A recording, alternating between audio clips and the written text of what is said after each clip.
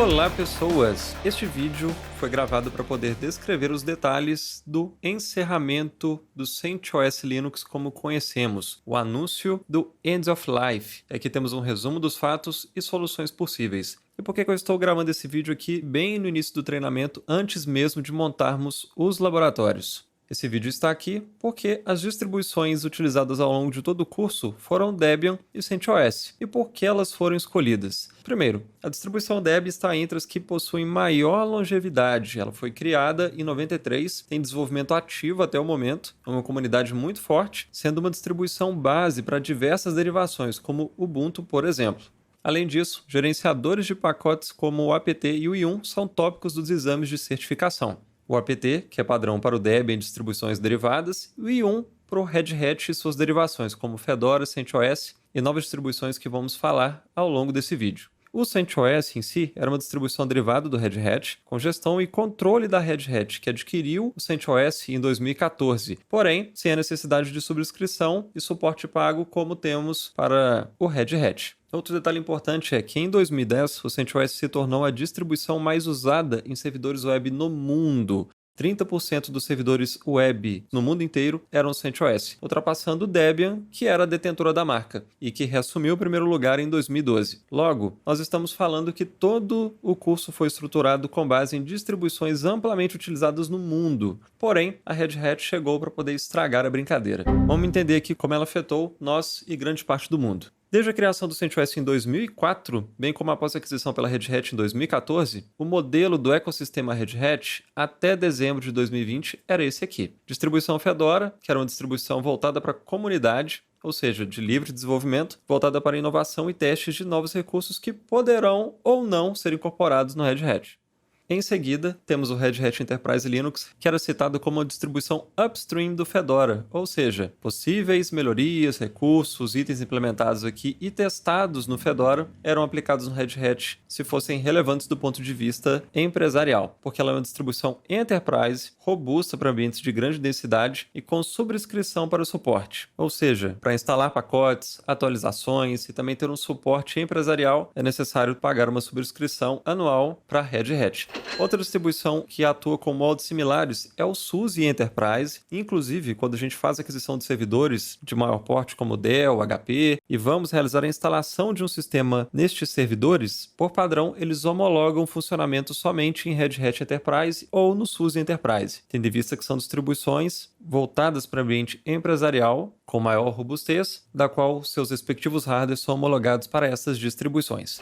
Por fim, no ecossistema da Red Hat temos o CentOS Linux, que é uma distribuição community, porém robusta, porque ela é construída a partir do código-fonte do Red Hat. Ou seja, saiu uma versão do Red Hat, como a 7, como a 8, que foi a última versão lançada antes do CentOS ser descontinuado. Semanas depois, nós tínhamos o CentOS com a mesma numeração, o CentOS 7, equivalente ao Red Hat 7, o CentOS 8, equivalente ao Red Hat 8, com a mesma estrutura do sistema, porém, sem a necessidade de subscrição. Logo, o CentOS ganhou espaço no mercado por ser essa distribuição robusta derivada a partir de uma distribuição enterprise, construída totalmente a partir do código-fonte dela. Porém, o CentOS Stream foi lançado em 2019 com uma nova função nesse ecossistema. Nós mantivemos o Fedora com a mesma finalidade, uma distribuição voltada para a inovação e com os recursos sendo incorporados ou não no Red Hat. Porém, via CentOS Stream ou não? Isso ainda não está muito claro, mas parece que será dessa forma. E aí o CentOS Stream entrou no meio desse fluxo. E a declaração oficial da Red Hat é que o CentOS Stream não será um substituto para o CentOS Linux, e sim uma prévia de futuras versões do Red Hat. Ou seja, versão beta, isso aqui foi uma pauta levantada pela comunidade, pelos usuários, em diversos sites e blogs, uma certa desconfiança do que virá a ser o CentOS Stream, e isso não foi um movimento bem visto pela comunidade. E a Red Hat continua sendo a distribuição Enterprise visando lucro, com a subscrição e suporte.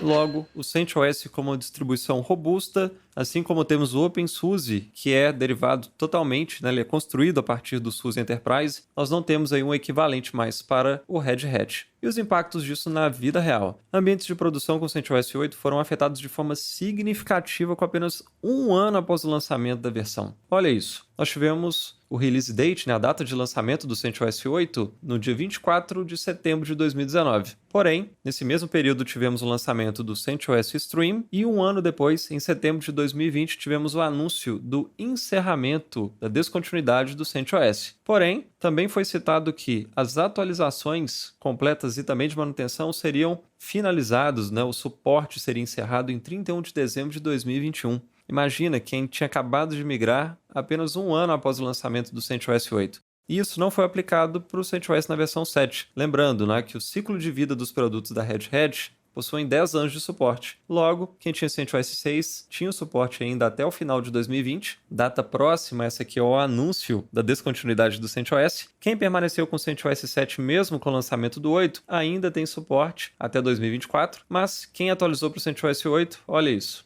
levou ferro, né, para não falar outra coisa. Mas ambientes com CentOS 7 ainda terão esse suporte até 2024. Imagina quem migrou.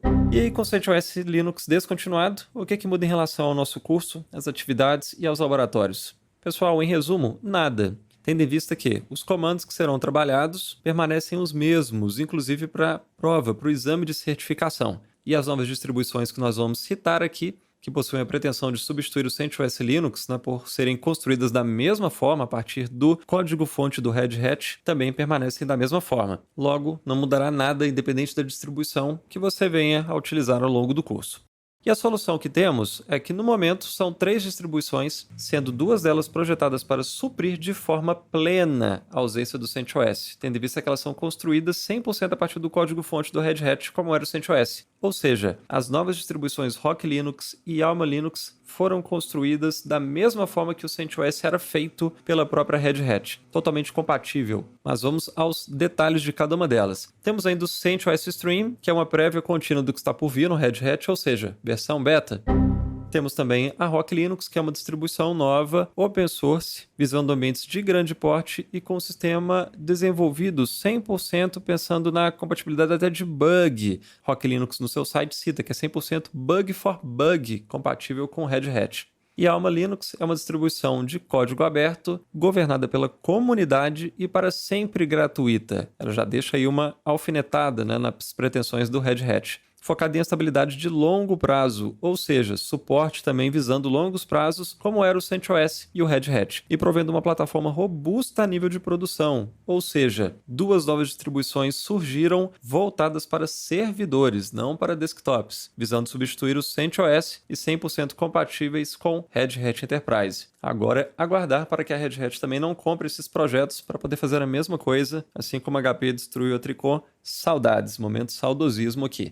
Mas sobre as novas distribuições, vamos a um breve resumo desses grandes substitutos. Primeiro, com o Rock Linux, ele foi criado pelo Gregory Kurtzer, o cofundador do CentOS. Então, a mesma pessoa que iniciou o projeto do CentOS também criou essa nova distribuição. E ela foi anunciada pelo próprio Gregory em um comentário no site do CentOS, na mesma data em que ela publicou o anúncio da descontinuação do projeto CentOS. Tenso, né? Mas a migração do CentOS 8 pode ser realizada com a ferramenta Migrate to Rock. Esse é um script desenvolvido para poder buscar todo o conteúdo que tiver no CentOS 8, a sua implementação do CentOS 8. Lembrando que a ideia é ser 100% compatível com a Red Hat 8, logo essa portabilidade é simples, é relativamente simples e sem grandes impactos ou problemas de compatibilidade. O site para download está aqui. E a outra distribuição é a Alma Linux, desenvolvida pelos criadores do Cloud Linux OS. E o Cloud Linux OS tinha o CentOS como base. Ela foi afetada, né, significativamente com essa mudança, tendo em vista que é uma distribuição comercializada para provedores de hospedagem compartilhada. Logo, a empresa que mantém o Cloud Linux OS desenvolveu uma nova distribuição para poder suprir essa ausência. E o fundador da Cloud Linux, é o Igor Seletsky, prometeu investir $1 milhão